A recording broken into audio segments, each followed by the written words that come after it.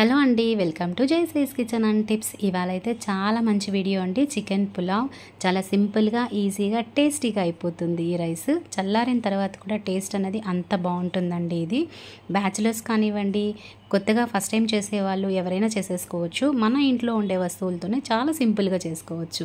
ఈ రైస్ని రైతాతో తీసుకోవచ్చు, లేదంటే మనం చికెన్ కర్రీ చేసుకుంటాం కదా, అలాంటి కర్రీతో కూడా తీసుకోవచ్చు. ఇదైతే నేను మసాలా అస్సలు వేయకుండా చికెన్ని చాలా సింపుల్గా చేశాను.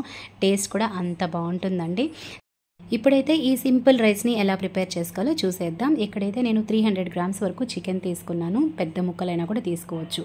బాగా కడిగి క్లీన్ చేసుకొని ఇందులో కొద్దిగా ఉప్పు, పసుపు, 2 టేబుల్ స్పూన్ల కారం వేసాను. అలానే 2 టేబుల్ స్పూన్ వరకు పెరుగుని వేసాను. కొద్దిగా గరం మసాలా వేసాను. ఒక హాఫ్ చెక్క వరకు నిమ్మకాయని స్క్వీజ్ చేసుకొని దీన్ని బాగా మ్యారినేట్ చేసి పక్కన పెట్టేసుకోవాలి. దీన్ని డీప్ ఫ్రిడ్జ్లో పెట్టుకుంటే కూడా చాలా బాగుంటుందండి. ఆ మసాలా కారం అంతా దానికి బాగా పడుతుంది. నేనైతే ఇక్కడ ఒక గ్లాస్ వరకు తీసుకున్నానండి రైస్. నార్మల్ రైస్తోనే చేస్తున్నాను. వీలైతే బాస్మతి రైస్తో కూడా చేసుకోవచ్చు. ఇప్పుడు స్టవ్ ఆన్ చేసుకొని కుక్కర్ పెట్టుకొని 2 టేబుల్ స్పూన్ వరకు ఆయిల్ హీట్ చేసుకొని ఇందులో హోల్ గరం మసాలాలు అంటే నార్మల్గా బిర్యానీకి మన ఇంట్లో ఏమేమి వేస్తామో అవన్నీ కొద్దిగా వేసేసుకొని దీన్ని కొంచెం బాగా ఫ్రై చేసుకోవాలి. ఇప్పుడైతే ఒక 2 చిన్న మీడియం సైజ్ ఉల్లిపాయ ముక్కల్ని చిన్నగా కట్ చేసుకొని ఇందులో యాడ్ చేశాను. అలానే కొద్దిగా పచ్చిమిర్చి కూడా వేసుకున్నాను. ఒక 2 వరకు వేసుకున్నాను. కొంచెం కరివేపాకు కూడా వేసేసుకోండి. ఇది వేయించిన తర్వాత ఇప్పుడైతే అల్లం వెల్లుల్లి పేస్ట్ని 1 టేబుల్ స్పూన్ వరకు వేసి దీన్ని ఫ్రై చేసుకుంటున్నాను. ఇప్పుడు ఇది కూడా బాగా వేగిన తర్వాత ఒక చిన్న టమాటా ముక్కని కట్ చేసుకొని ఇందులో యాడ్ చేసేసుకొని దీన్ని కూడా వేయించుకోవాలి. ఇప్పుడు ఇవన్నీ బాగా వేగిన తర్వాత మనం ముందుగానే చికెన్ మ్యారినేట్ చేసి పెట్టుకున్నాం కదా, ఆ చికెన్ మొత్తం వాటర్తో పాటు ఇందులో వంపేసేయండి. మనం బాగా కలిపినప్పుడు అందులోంచి వాటర్ అన్నది వస్తుంది. ఆ వాటర్ని కూడా ఇందులో వేసేసుకొని దీన్ని బాగా కలుపుకోవాలి.